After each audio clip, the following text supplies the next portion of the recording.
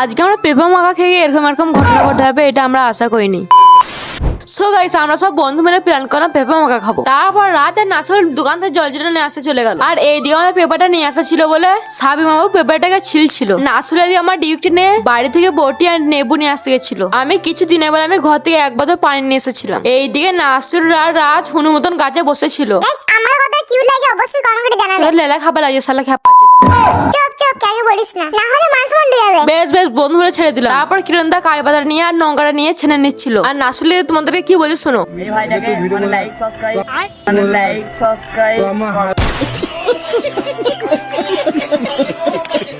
সালা মুখ দিয়ে ভালো কতবার যেন কথা বলতে এসেছে। তারপর নুন লঙ্কার জল জিরে দিয়ে দিচ্ছিল। সাবিন মামু পেঁপেটাকে মাখিয়ে নিচ্ছিল। তারপরে এরকম একটা জায়গায় এসে সবাই মিলে গোল করে বসে খেয়ে নিচ্ছিলাম। মামুর সাথে মামু যা বললো, না গাইস ভালোই হয়েছে, তোমরা খাবে তোমরা চলে আসো। লাস্ট আমি দুটো পেপার তুলে যা কিছু হলো তোমরা দেখো।